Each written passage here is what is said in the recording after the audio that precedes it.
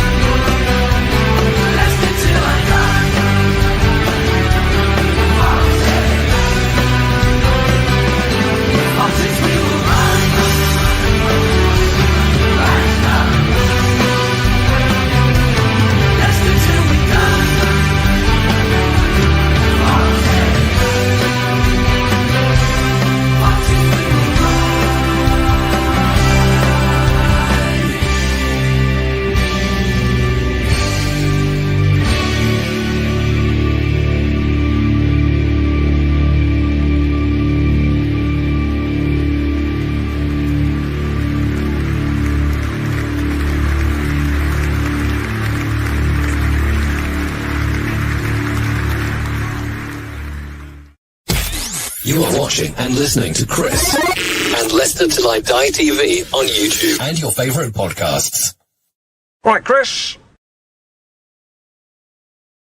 There I am. I knew I was there somewhere. How are you? Good evening, good day, good morning, good afternoon, good night, goodbye. Hello. Something's changed, the greeting doesn't. It's LTID TV from Leicester Till I Die. Thank you very much for joining us and watching on YouTube. If you are watching, join in the chat and get some questions in, and we will get through as many as we can as we're going through the show. If you're watching on catch up, brilliant. Thanks very much. Smash the likes, whether you're live or catch up, and add your comments below on YouTube. We're always interested to read those. And if you're listening via your favourite podcast platform, thank you very much for lending me your ears, and thank you very much for getting the wax out of them first. It is really much appreciated. Right, let me take you back. 6th of March, 1982. It was the Saturday. I was working at W.H. Smith on Gallery Gate, I believe it was, and myself and my co-worker were both Leicester fans, and we were allowed to have Saturdays off, but we couldn't have obviously the same Saturday off because that would have been, there was 50% of the department gone. Then there was 4 of us, and at the start of the run, we'd pulled, you know, what they call straws and what have you. And I was so chuffed because I pulled the semi-final out. I was absolutely excited. Sue, I believe it was, I was the assistant manager. She was the manager. Sue, I believe it was that was going to the games, and she got the quarter final. And I was like, I'm going to do the same as if we get there. Of course, that was the big thing. If we got there, we did get there, and my God, did we have a match to take us there. And that is what we're going to be talking about today, or tonight even. Somebody in here. Hello, Nakea. I hope I pronounced that right. From Freetown, Sierra Leone. And Richard says, hi, great pod, mate. Thank you so very, very much. Got a special guest on. He's not been with us for a while, so it is absolutely brilliant to have him back. I'm going to have to just play another little jingle while I get it all lined up. But here we go. Hopefully this will work.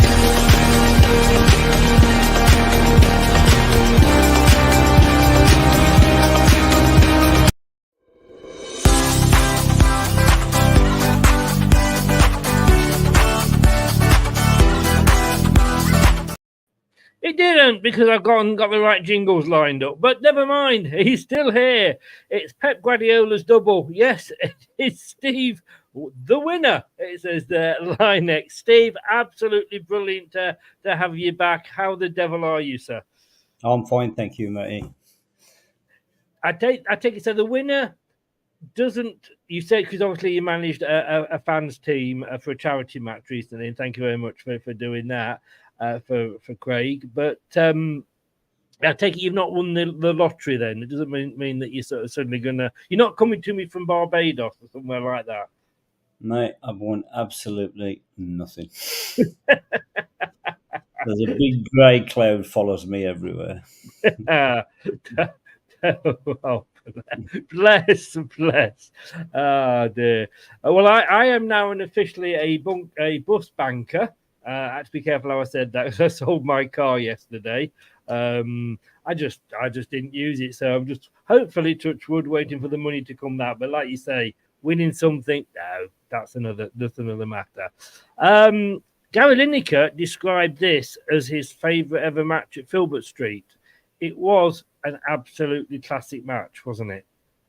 Man, I think everybody that was involved, everybody that's played the game, will possibly say, without doubt, this is the best game that we've ever played in. I mean, just to jump right up to the end, just to sort of people know, I am sure if my memory could be going wrong, but I seem to remember the last goal went in just as we were leaving work. It was that sort of timing, and because obviously there was a lot of delay, so there was a lot of injury time, and I'm sure we could hear the cheer when that last goal went in. I mean, it was a complete and utter turnaround. But the thing that we had then was a very charismatic. Should we say charismatic manager? Should we be polite and say that? It'd come down to us from Rangers, and I think everybody sort of around the city was shocked when he signed for us. 79-80, he got us promoted. 80-81, we probably got promoted too soon, I think. He got us relegated. And I don't know why I've repeated that twice, but we had got relegated. And then he obviously resigned and went back to Motherwell. He was a bit homesick. What was he like as a manager? Scary. Really? Very, very scary, but the best manager you will ever get on the planet. You're going to bet your modern managers now, but this was a guy that could scare you, terrorise you, but absolutely love you. And you felt the same. You felt the same back because of his passion and the way he was. And man, you can never slag the guy off. He's absolutely fantastic. Obviously, Youngie was a fellow Scot. He always speaks a very, very. I think he was like a father figure to Youngie when he was there. Did you have that? Because obviously he'd come from Rangers, Glasgow Rangers, where he'd won X amount of trophies on, championships on the trot. Did he have that winning aura about him? He did, but he was surrounded by because there was a strong Scotland group of players there when I got there. There was how to, because you couldn't have big squads in those days. And I think out the squad we got, I think half of them were Scottish, and then a couple of Irish, and the English. And it was good banter all the time, very good banter all the time. And these days, when you see a foreign manager being interviewed, if he's just come over and his English isn't very good, he always has an interpreter. I can remember thinking, I wish Jock had one, because a lot of his post-match interviews couldn't understand the bloody word he was saying. I think for the first year, neither could I, mate. He said it that quick in such a broad accent that you just had stood there in front of him, just nodding your head like that and hoping that you were doing the right nod. And loads of times, especially in his team talks, which we'll probably talk about later, is that you got all the Scots on the one side. They're all geeing themselves up, and they could understand what he's saying. And then you're looking across the room, and then you see one nodding head there. Then you'll see another nodding head, and to the majority of us English guys, we couldn't understand the word he was on about. Did you sort of look at the Scottish players and sort of nod when they nodded in time? So you're thinking, if they're nodding, should we be nodding as well? Well, it was hard to see, because when they all got together, and when they're not together, the Scottish accent's not so bad. Yeah, and you can when they slow down a bit, you can understand them. But when they're all at it together, it's just like sitting in the foreign dressing room because they get the broader accent, they talk quicker, and they got their sayings and whatever, and you just can't figure out what they're saying. Richard is in. Richard Oliver. Hi, Richard. He says, Steve Lynex, legend, scored in my first City game, 1983 against Forest. Look, if you score against Forest, Steve, you're a legend all your life. I think we won 3-2. I was 8 years old at the time. Now it's made us all feel old. Great player. Great. Yes, indeed, he is, Richard. He is indeed. Cheers, Richard. Thank you. He did insist on you all being fit, though, didn't he? And this was something that was quite unique to him. And I think, as when we've spoken in the past, you may have referred to it as the hell, but it was the hell he had built specially, didn't he? He did indeed. I think it was. We used to go on a lot of pre-season running on beaches, and going on the soft sand on the beaches. He decided to bring the beaches to the training ground, and that was some steep hill. That there's a video going around on YouTube about showing it, and I mean, believe it or not, and if you've ever seen my figure, you would find this hard to believe. I did a half marathon once on Southport Beach, and I never did anything longer than that, and it's harder on sand, and obviously that must have been sort of his thinking, but. My God, what was he like? I mean, if you didn't make it, what was he like? Oh, he used to stand up there and give you a boot on the top or whack your fingers when you were trying to crawl up the side of it. Yeah. But you wouldn't get away with these days. Oh, I tell you, he'd be locked up nowadays for cruelty. You look at the modern game now where everything's played on carpets and the way they're all treated. Yeah. You go back to our day, like where you're playing on concrete floors when it was frozen, when things like this, where you could have things thrown at you and you could get a clip around the ear roll and that. And it's such a massive change. You can't even say boo to a ghost now. No. And I mean, I watched ITV4 a lot, when they do the big match revisited. And I mean, some of the pitches were absolutely. There was no grass to be seen. If you saw one blade of grass, it was like you could have got a couple of ladies on there mud wrestling, and you've enjoyed it probably just as much.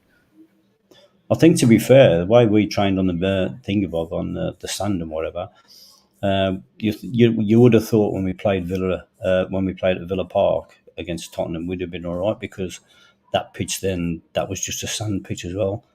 When we played the semi-final, there's that much sand on it, but things didn't go our way, and we didn't turn up that day. You were saying that the season before you'd gone up, but you'd got relegated. How did Jock react? I mean, we know obviously at the end of this season he did go, but I mean, was it a case of like we go again, or how what was the feeling around the camp, the mood in the camp at early on in that season? Early on in the season, is that one prior to going down or coming back up? Just after we'd gone, yeah. This season here, sorry, the one after you'd come down. Yeah, the one that we'd gone down, they couldn't believe that we'd gone down, to be honest. But football's football. That has to happen to make it better. Yes. And Jock was the same. He said, "We'll come back fighting," and that's what we did. And I think if you look through the signings that Jock made, he never really picked and signed skill over endeavour.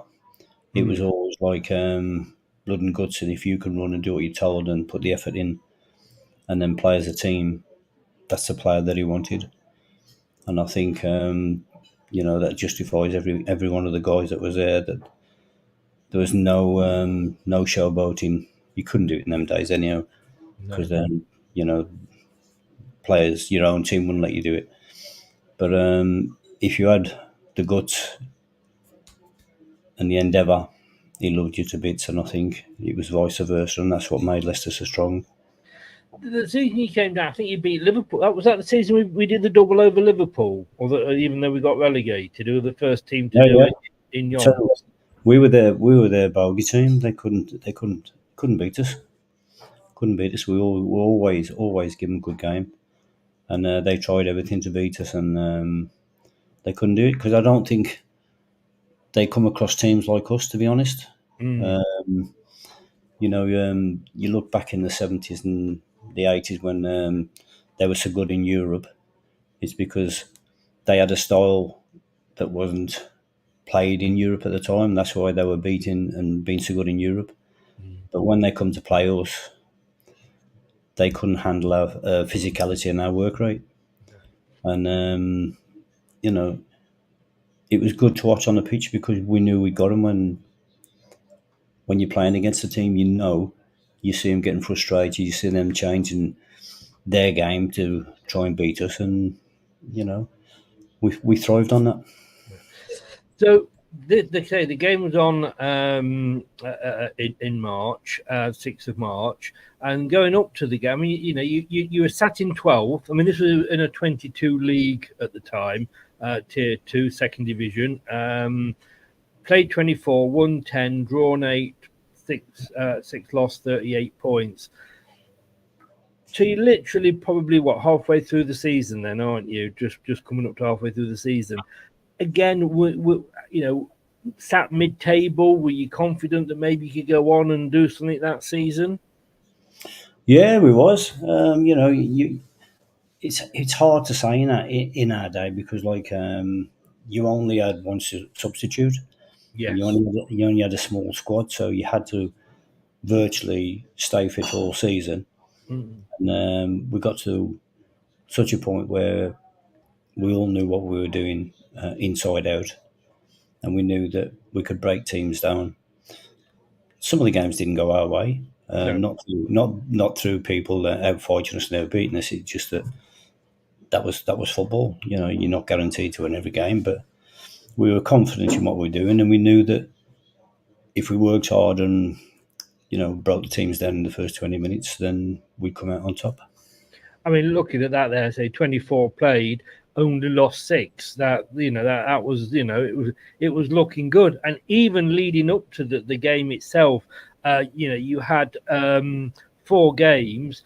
I mean, I don't know whether you'd ever get this these days, but you had 4 home games on the trot. You beat Derby, and you got a penalty in that game. Well, I'm glad you reminded me then. Only because I'm looking at Wikipedia at the moment. I'll have to get that out then, I think. Yeah. Well, I couldn't tell you what happened last week. Well, looking at this, it's like, well, you beat Derby 2-1, yourself and Lineker scored. You beat Blackburn 1-0 and Andy Peake scored. You then went to Bolton Wanderers. You beat them 1-0. Do you remember who got the penalty there? Who got the penalty? Yeah, against Bolton in the 1-0 win. I don't know who got the penalty. You did. Oh, did I win it? Did I? Unless you've gone on this and changed everything so you were like top scorer that season.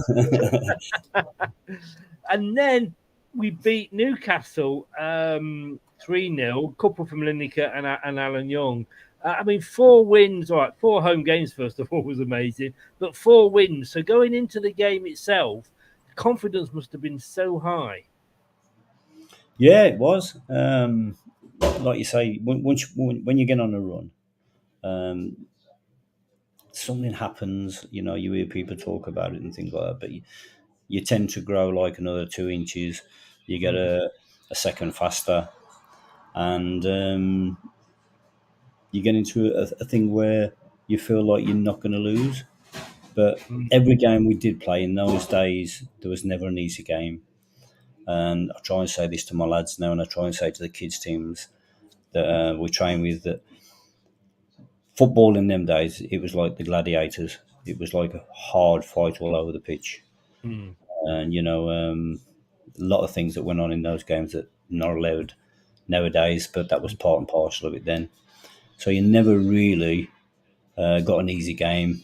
The only time you say it was an easy game is when you made it easy yourselves, but you had to wear the teams down, you had to battle with them, and you had to take the knocks. Yeah. And that was the nice thing about that time of football at that time. It was good to watch from the crowd, and it was absolutely great to play in as a player. As we were saying before the show started, that was a time when clubs appreciated the fans, wasn't it? But I shouldn't say that. The clubs itself wasn't about the players; it was about the fans. Mm. And that's the thing that's missing now in the modern game. Like I said, we were talking earlier, what they take on season tickets doesn't run the club for a month. No. Because of the things that's gone on. So really, they should keep the prices low, so they've always got the same, the atmosphere, and they should make it that it's still a fan-based thing. Yes. But I'd love every ground to have 150,000 people in, because I think every club would sell 150,000 tickets if the price is right. This is it. It's what I always call the market syndrome. Is that okay? You may sell tickets at, let's say, £50, but if you sold 2 at 30, you've made more money. Yeah, and I think that's why that's why the lower leagues are struggling now, because of the cost of football is going down to the same to them as well, and they're not filling the grounds. They're not filling the grounds. No. It's just all too much money. Yeah, oh yeah, definitely. So, like I say, going into the game on a high, you hadn't lost for the whole of February. You'd won 4 on the trot and the start of March as well. And how did you get to the quarterfinals of the FA Cup? You met Southampton in round 3 at home again. You didn't score in any of these, so don't panic, Steve. You beat Southampton. Well, at home we beat Southampton 3-1. Alan Young got a couple, and Lineker. 23rd of January, round 4. We went away to Hereford United. It could be a bit of a sticky team to play against. Larry May getting the goal there. That was a bit of a collector's item, wasn't it? Larry May used to come up with some great goals, just when you needed him. And I think when we start talking about the quarter final, when he gets the first one, he always got the ideal goal when we needed it. Yes, yeah. I was looking round then because I thought somebody was reversing into my window. Someone getting something out of the microwave behind me. That's all right. Don't worry. And then obviously you met Watford, as it says there at home. Another defender scoring a goal, O'Neill there, and Terry got an own goal. Watford, you went 2-0, and then you find yourselves, like I say, in the quarterfinals, and you're up against. And I didn't realise this until I started doing, like we said before the game, but started doing the artwork. I thought Shrewsbury Town were a lower league, but they were in the Division 2, as was then Tier 2 to make it easier. But they were below us; they were in 18th. Yeah, but there again, they were a hard team to play against with their small ground, which, like every other ground, then hadn't got much grass on, and it was always a battle. Wherever you went there, it was either windy or whatever, so you had to try and win your battles first. And we knew, and Jock knew, that we were in for a big quarter-final game. Yeah.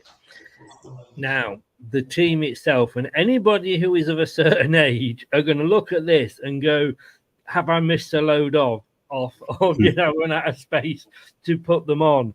Neither, but this was the squad. You had no goalkeeping subs. You had one substitute, and that was the team. That was it. That was the team, really. That was the whole of the season. You'd have 1 or 2 more, but you never had more than 14 players. So that's good in a way, because you got to play more with each other, and you got a better understanding, and you knew what your job was, what your role was, and that was from Mark Wallington all the way through to Jimmy Monrose. And looking at that, and this was sort of my era, if you like. I was growing up. those were names you could almost pick that team weeks in advance unless there was any, injuries or anything. It was a pretty, it was a regular starting team. You played together a lot, didn't you?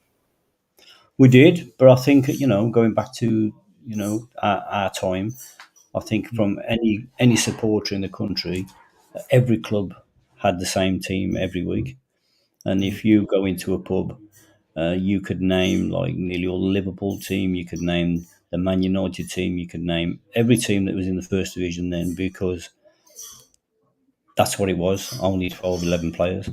So, I can't now look at the Premiership and I wouldn't be able to tell you more than 3 players from any team.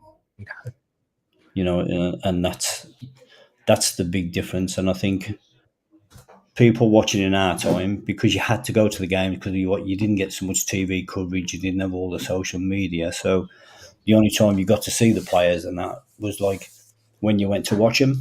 Yes. But you knew more about the teams then than you would do in the modern times now.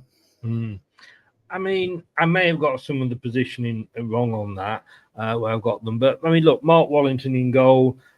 I always remember the song about when he was in front of the pens and in the Cop, about him going bold. And I think the fact that I've now lost all my hair is Mark Wallington revenge.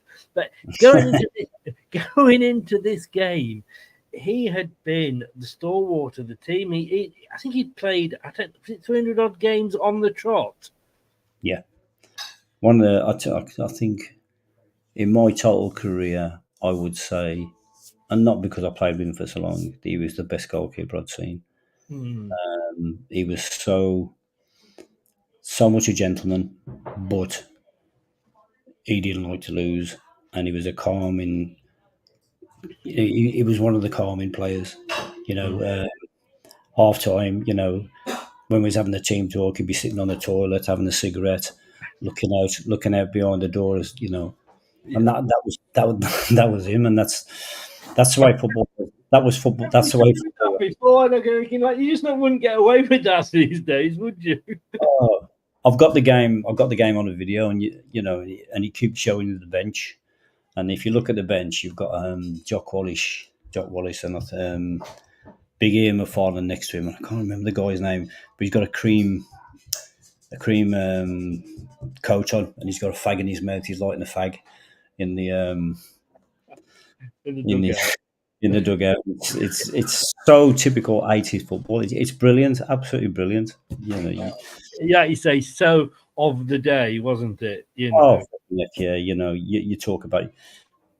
You could go to a pub on a Thursday, and you'd be standing next to a footballer on a Thursday having a drink and having a chat with him, and probably on a Friday and that as well. But then come Saturday, they'd be out there and they'd be giving everything. Yes, and that was the life. Then you could relate to players. It was like it was a fans game, and we were just privileged to be the footballers. But being a footballer then wasn't as highlighted so much as it is now. No.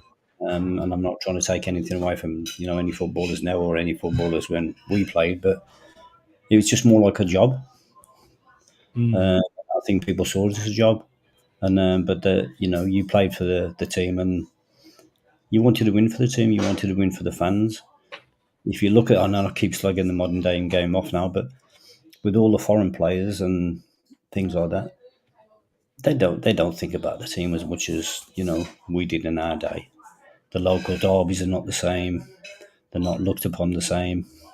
Because for me now, with all the foreign players in, it's not a local derby because they don't know the area, they don't know the fans, and you can't get into it now anymore. Well, I can't. I'm probably talking out of order, but when I listen on the TVs and that about people saying, "Oh, Man United against Man City," but then you look at it and it's such a boring game because tactical football, isn't it?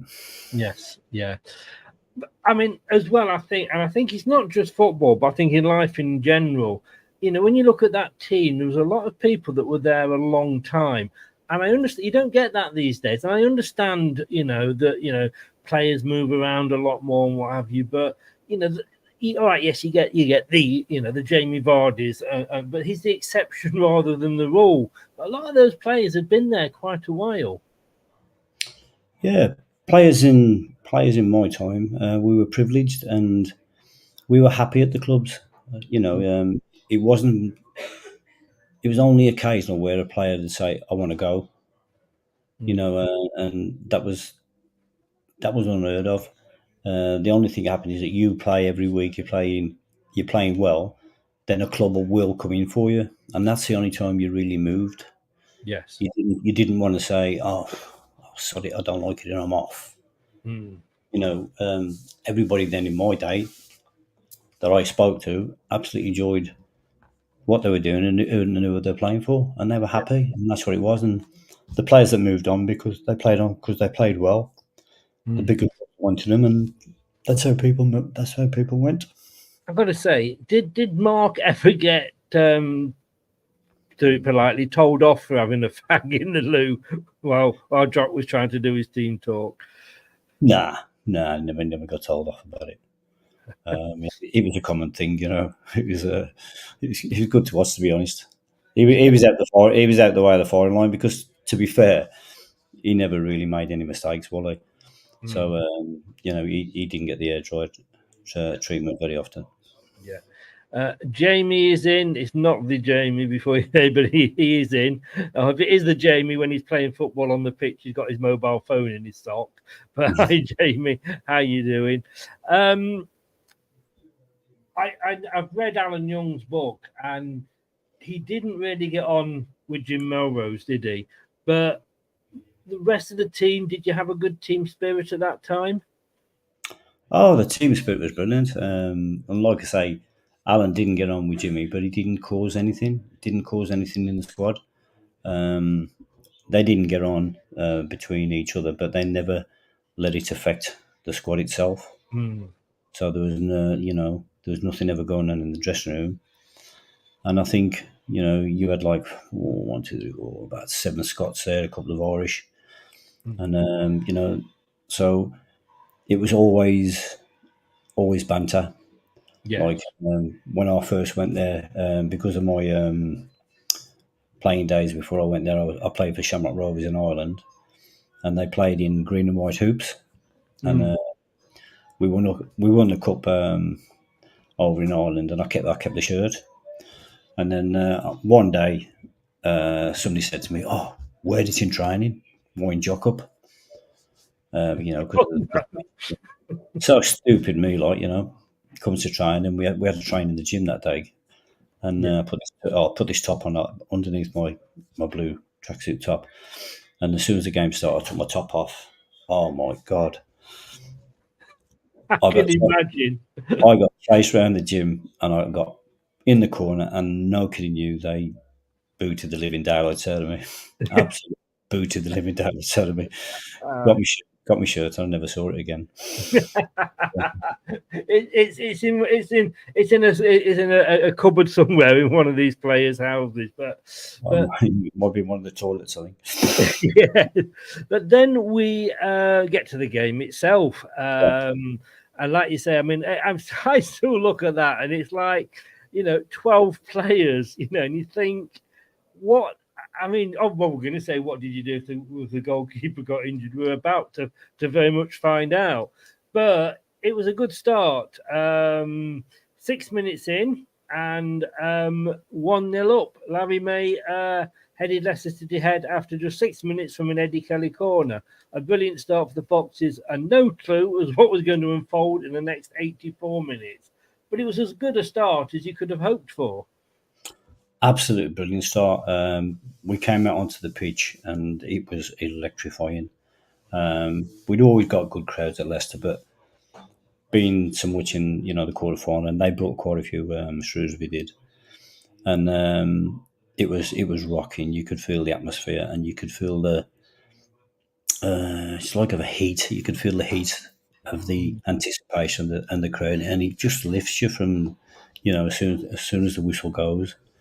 And to score first, because, like say, the run we've been on, we thought, sound, yeah, this is it. We're going to go on we're going to go on and do these. And of course, whoever had gone through from these two teams, we would have a second-tier team in a semi-final. Yeah, but to be honest, like the old football saying is, we never ever thought about the next game. We knew that we'd have to win this one. So we tried to keep our minds off what was going on elsewhere. And then it all kicked off, no pun intended. And again, ignore the score here. I forgot to. I had a few drinks yesterday, shall we say, and I can't take it like I used to. So things have been typed a bit wrong. 21 minutes. Shrewsbury's Chick Bates went in for a ball with his foot high and caught City keeper Mark Wallington on the thigh. The injury looked bad, and it was. With only one sub and no goalkeeping sub, Jock Wallace, it says, encouraged Wallington to continue. Do you remember him doing that, or was that a case of what happened?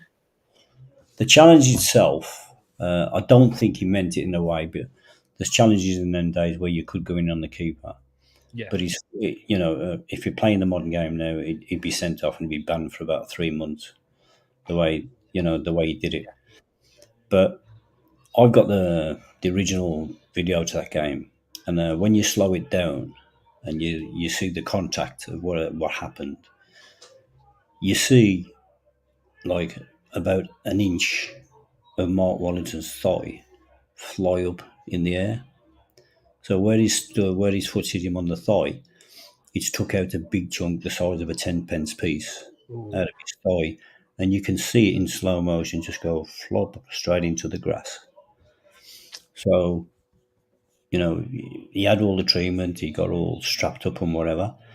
And because of the situation and the game itself, Jock says, "You ain't coming off. We need you. We can't change it." And we tried to carry on with him bandaged up, but his movement had gone. He couldn't move on his leg. Oh no, you could see that. Well, and it was obviously quite a long delay. Of course, Jock was an ex-goalkeeper himself.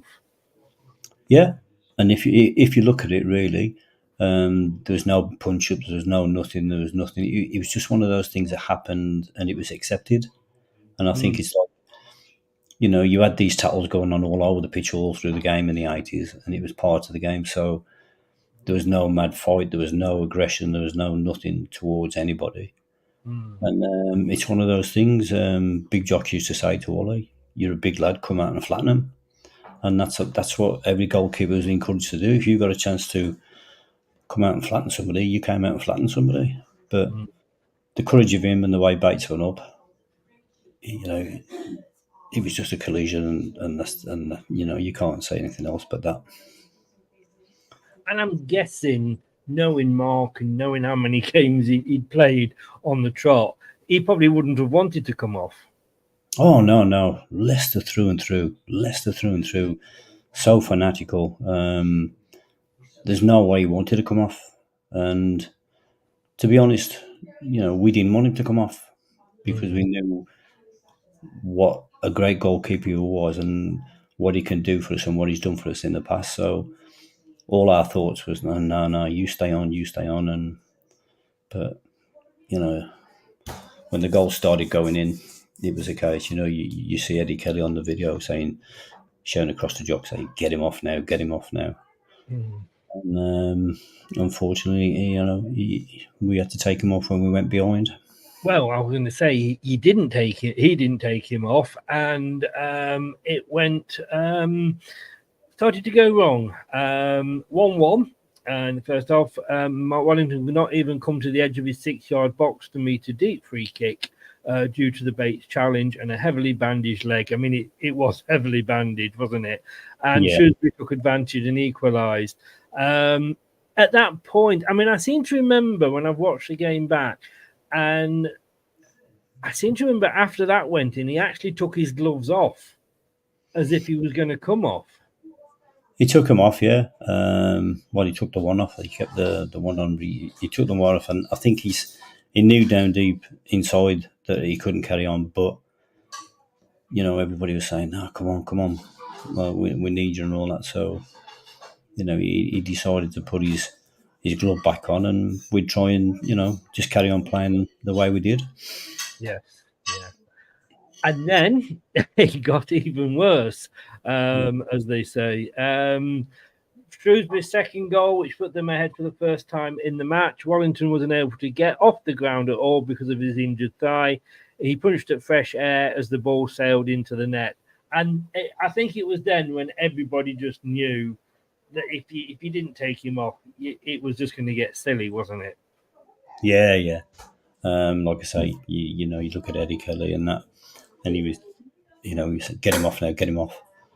And I think we all accepted it. And he accepted it that he couldn't carry on. And poor old chap, he was heartbroken. And watching him walk off the pitch was, you could see it was hurting him badly. And then we actually had a bit of good luck. We needed it, didn't we? Because it's got to be, I look back at it, and it was an own goal, but we took it. As I've said there, Leicester finally got a bit of good luck. As by half time they were level. As Shrewsbury, Steve Biggins placed a back pass straight past his keeper to make it 2-2. It was a little bit comical, wasn't it, when I look back at it? Or am I being unfair? Well, I'm taking a bit of assist for this one because I remember the ball coming over from the left. I headed it back to Larry May, who took his shot, which got blocked.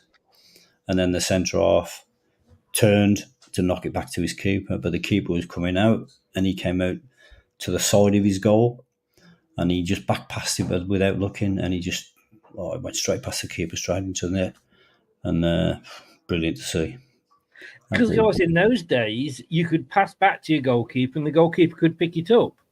Oh, yeah. There's loads of laws and that then that favour the goalkeeper and that.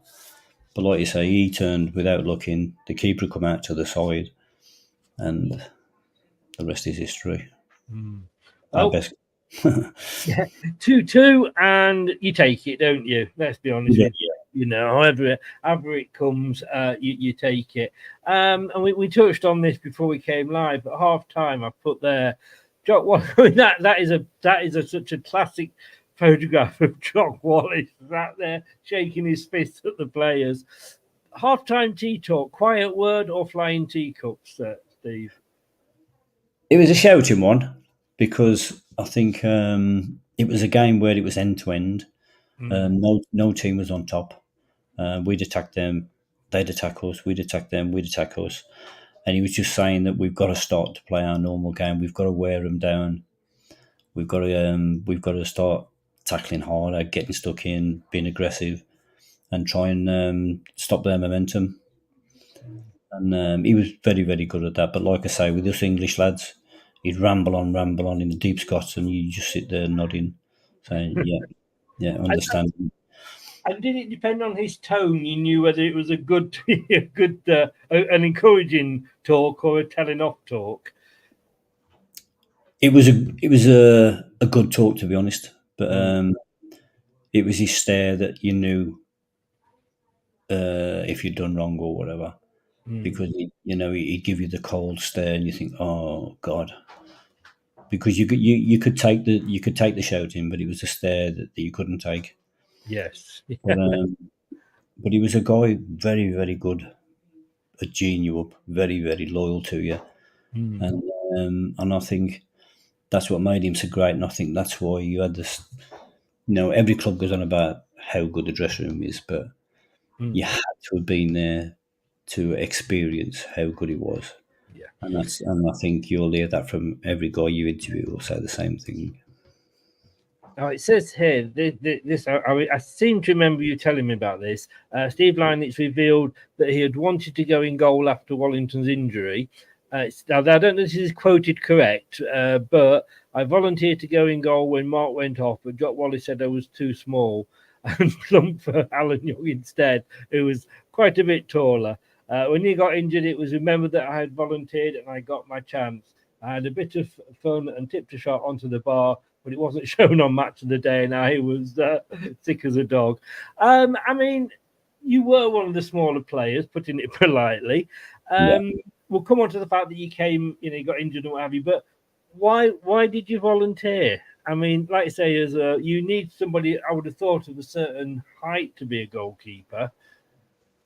Well, before training, when we used to come out, before Jock and that used to come out, we always used to go out, and I was always messing about, and I was always in goal. And, I saved quite a few of the shots, and I thought, oh, yeah, this is all right, this is. And, and I've always tried to fancy myself being a goalkeeper, but I don't know why. I never got the opportunity, but I thought, yeah. So when it happened, when he was coming off, I said, I'll go in goal. And, no, you're not going in goal, you're too small and all that, So that's the reason he put Youngie in, because Youngie wasn't a keeper. Yeah. And, and whatever. But because of his size and whatever, best thought we have a big guy in goal. And then we'll take it from there. Well, Alan Young did go in goal before half-time, came out in the second half, and early in the second half, he himself was injured. I remember he kind of, well, it says there was challenged hard by Shrewsbury's Bernard McNally. Fell awkwardly, but he kind of seemed to kind of go up and over him, didn't he? Yeah. Like I say, we go back to the pitches then in those days and that, and the ball has got knocked over and it's just bounced and it's gone high. And Young has come running out and he's jumped and caught it quite high in the air. And whereas McNally's going in, where you could challenge the keeper in those days, and he's gone to challenge him, but because he was so high, he's like kind of bent over, thinking I can't challenge him, so I'm going to try and run at him, but pull out of it at the same time. But as he's done that, he's caught Alan as he's coming down and just totally flipped him in the air, and he's come back and landed straight on his back, the ball of his back, which has totally just knocked him. I wouldn't say knocked him out, but knocked all the wind out of him. And that was him gone for a bit. You do. And, well, not taking any chances this time. Like you said, they remembered you, and you must have thought, if he ignores me this time, I'm walking off the pitch, and you got your chance. Well, that's it, yeah. I said, right, that's it, I'm in now. And he's still giving me the stare, but nobody else wanted to go in. And, you're looking at the big men like Larry May, John O'Neill, they're not, they're not volunteering and whatever. And I thought, yeah, I'll go in. And he said, right, you go in then. And then that was it. I put the gloves on. I did a little mess with the ball, whatever. I remember whatever. And they hit this one shot and I tipped it over the bar. And I thought, yes. It wasn't a dive, but it was a stretch and a tip over. Yeah. And I was well pleased with that. And then, like I say, I went home and told all my mates, and I said, watch the telly tonight. I've done a great save. And then when they showed the highlights on the telly, they cut that bit, and I was gutted, totally gutted. And is it anywhere to be seen at all, Steve? No. It's my word against everybody else's now, unless anybody was there and they saw it. Well, you dine out on it. You deserve it. You dine out on it.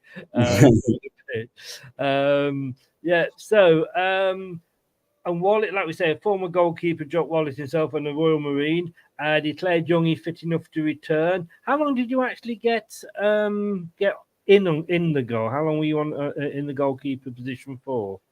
To be honest, it seemed about 20 minutes, but I think somebody told me it was about between 7 and 9 minutes. And Young had gone back up front, and I think he got his breath back. He started to run all right, and I think Jock and that knew that he was okay. Yeah. And they thought, being the game was like 2-2, they want the big man back in goal. So I saw John McVeigh, the physio, bless him, stand up with a shirt in his hand, so I knew something was happening. So as soon as the ball came out, it was like a big Scottish roar from the side. Yeah, get your shirt off. And Younger get back in goal, and that was it. And what a masterstroke it was, because your first touch, it said online, you crossed the ball, and sub Jim Melrose had obviously come on because he was the only sub available, and put Leicester, and they went 3-2 ahead. A lead, obviously, in various forms we would keep, but yeah, I mean, when you make a substitution or do something like that and it comes off, you're a tactical genius, and it worked, didn't it? Oh, it was unbelievable the way it panned out. Youngie going straight back in, and then I think there's 2 or 3 passes from the middle, and he got knocked out wide. And I remember just taking it one touch, knocking it past the fullback. And that's the thing that, the understanding, like I tried to say before, is that people know as soon as I got past the fullback, the ball's coming in. And it worked well for us in this game, but it also worked in that year and then the years after. So I've got the ball, touch it past him, bent it in, and it's gone straight over the top of the 2 central defenders. And then straight onto Jimmy Morris's chest, brought it down, put it in the corner. And he went running to the left, and all the players were running to him. And then I was on the right, and then there was fans jumping over the wall, coming and grabbing me this end while he was celebrating over that end. And the atmosphere was unbelievable, unbelievable, and great. But it got even better because at 3-2. I mean, was there any sort of orders, or did you have any thoughts about holding on to that? No, because the game wouldn't let you. The game, it went, like I say, was end to end all the time. As soon as we attacked and it broke down, Shrewsbury attacked and then it broke down. It was one of those games. There was no slow play. There was no build up. It was just end to end all the time. And it could have been, honest to God, the way every attack was going, the game could have been about 15 each, 20 each, because it was that kind of game. But we got the momentum, and I think looking back on it, when the goals went in, they went in at the right time, and it wasn't until we got 4-2 ahead that we knew then that we'd got it. Talking about going 4-2 ahead, and Mr. Lineker in his pre-crisp days, as I put there, 21-year-old, scored to put City 2 up, and like you say, at 4-2. You must be thinking that this is ours now. Oh yeah. You could see it had broke Shrewsbury. They'd gone. They put up a good fight till then, but their attacks were starting to come less frequent, and they weren't as sharp and as fast as they were. But we were there, like we did with every game. We was taught to attack for 90 minutes, and that's what we did. And do you think, sort of, with everything that had gone on with the keepers and everything, and it was at home and the crowd were getting it, I mean, it must have got the crowd going. It was the adrenaline must have been amazing. Oh, it was, like I say, you talk about it now, and I look at the games now, and I still get the whatever little hairs I've got now left standing on the back of my neck. It was a combination of the crowd that day, because it was packed, and they brought quite a bit as well, and there was banter between both. The way the game was going end to end, and it was just an absolutely brilliant cup tie, and the things that had gone on with the 2 keepers and the 3 keepers, and it was just magical. Everything coming together at the same time, and to me, my playing career and in my watching career, I don't think you'll ever get a better game that beats it. No, and as I say, unfortunately, I got to see the semi, but it wasn't to end there. Last minute header finishing off Jim Melrose, 29,117 at Filbert Street that day. It was the biggest game of the season. Absolutely went mad, and it might have even been the final whistle that I heard going and not the goal. I don't know. But I heard something in town, and the game headed into City history. 5-2. I mean, you mustn't have thought, when everything had gone on, you could have only dreamed of that score, couldn't you? Oh, flipping heck, yeah. You never think of a score that much all through the season, to be honest. No. You get a lot of games where they were one-sided, where you win 3 and that, but this one had everything, and to get 5 goals in that game. Because, like you say, the way we started and the way we went behind, it could have gone either way. They could have got the next goal and the next goal, and they could have been 3 up. But I think the atmosphere, and I'm not saying it because it's at Leicester and the way people were, we were never going to lose that game if that makes sense. Yeah. You could feel it throughout the ground, and I think everybody that went to the game felt after they were leaving. I think they all found like drawn because like the energy and everything that went into it, and then such a high, and then you're buzzing for a bit, and then you think after, I'm exhausted. I've just watched a great game. I've just watched an absolute great game, and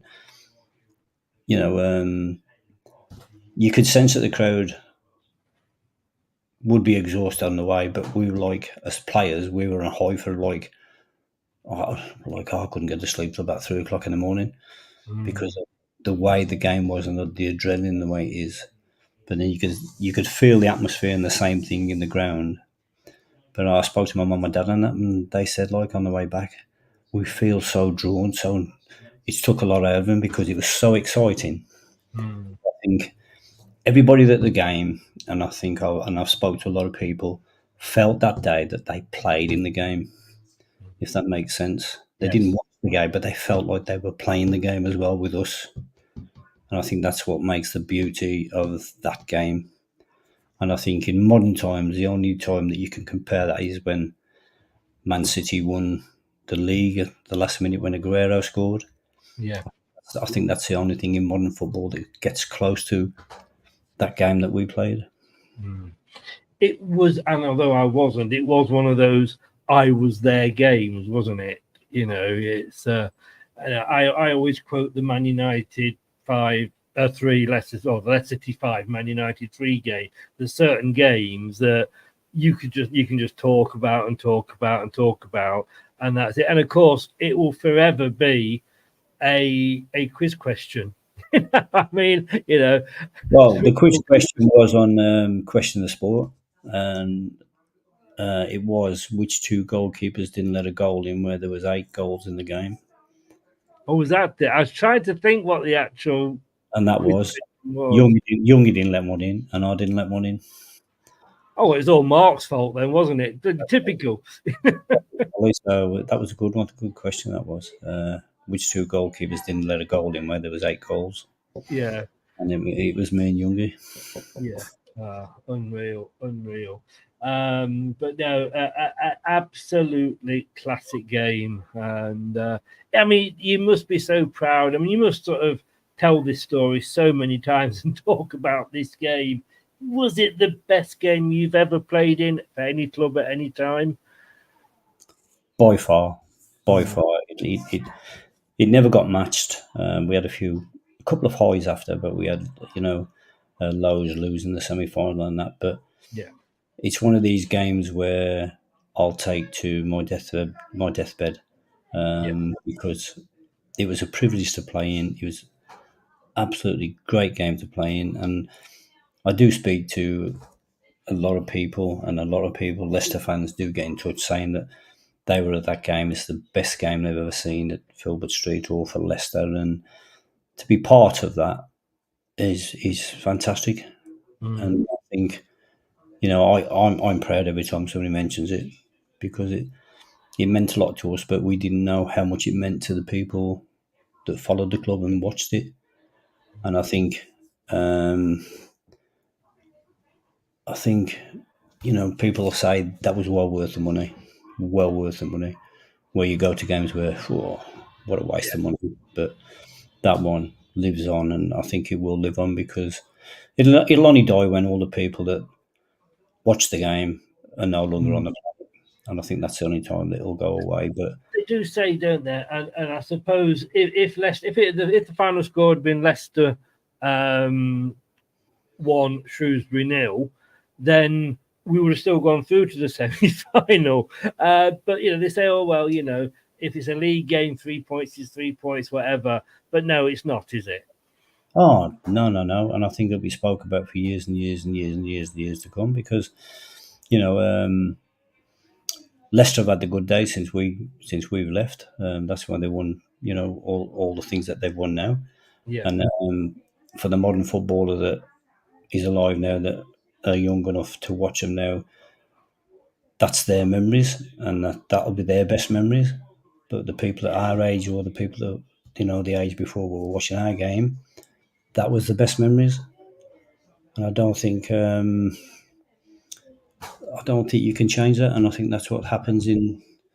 It's okay nowadays because you've got so much coverage, you've got so much more social media over the games now that you can always be reminded of it and you can always see it.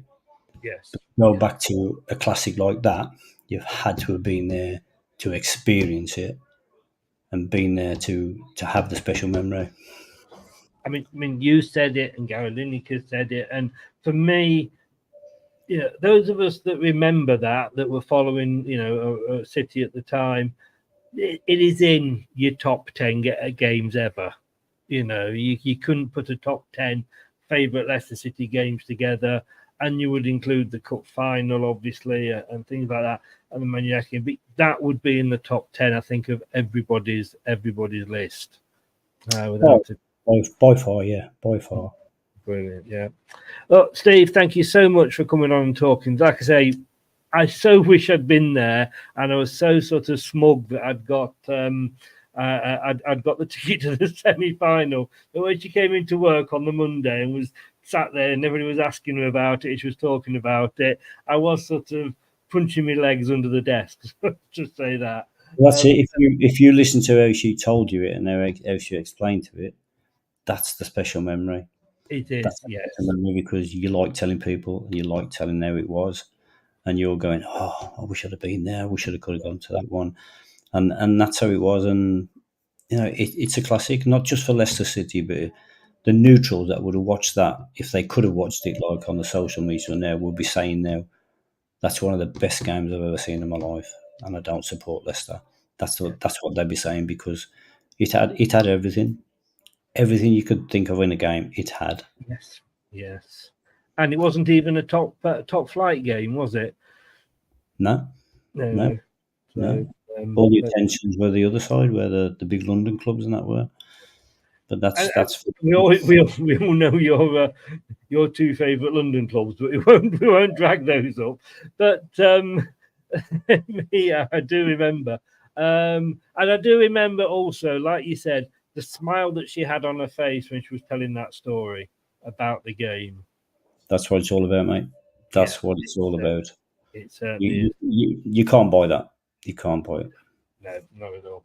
Steve, I really do appreciate you coming on and talking about it, probably for the 555th time or whatever it is, but do appreciate it. Great to have you back on the channel again. We'll have to get you on doing more again. I will do that. Yeah, I will do now. Yeah. And thank you very much. Love to all the family. And I will speak to you soon. Take care, mate. Thank you very much. And it's been great talking about it. No, it's been great having you on. Really do appreciate it. Like you say, it's something I'll take to my grave. It was the best game I've ever played in. Definitely. Thanks very much, Steve. All the best, mate. And thank you very much. Bye-bye. Bye-bye. Thanks very much to Steve there. Let me just make myself bigger. There we go. And there I am. Huge and big. Thanks very much to Steve. Look, always do appreciate it when ex-players come on, because they don't have to, but they come on out of the goodness of their own heart. They give up their own time. So really, really, as the host of the channel, I thank him so very, very much for doing that. Going to be back tomorrow night. I can't remember what it's for. I'm busier than when the season was on. What date is it tomorrow? It is Wednesday. Yes, it is, and we've got a promotion special. We've got Brad coming on for Leicester. We've got Jack coming on for Southampton, and we have also got an Ipswich fan coming on as well. So that's tomorrow at 7 o'clock. Looking forward to that. Live on this channel, and also I'm going to be interviewing a certain Steve Walsh tomorrow, because there's another game that goes down in the memory. Remember Silence of the Lambs? I think we had Silence of the Rams, if you remember. and that will be coming up this week as well. Interviewing Steve Walsh. That's a pre-record, but we'll do that as a premiere. So thanks to everybody that was in. Thanks, Jamie. Thanks, Richard. Appreciate it. Appreciate you both popping in and joining in. And do, like I say, if you are watching it on catch-up or re-watching it or whatever, add your comments onto the YouTube below. Please smash the likes on the video. Subscribe if you are new. And if you have been listening on your favorite podcast platform, whatever that may be, thank you very much for doing that as well. I'll see you tomorrow night at 7. We'll be talking all about being back in the Premier League. Different for all 3 teams, 3 sets of emotions, 3 different teams. I will see you then. Thank you very much, everybody. Take care. 7 o'clock tomorrow. Good night now. Thanks for watching. These videos are tremendous. You better like them too, or I'll be back. This podcast is proud to be part of the TalkSport Fan Network. TalkSport. Powered by fans. That will conclude this evening's entertainment.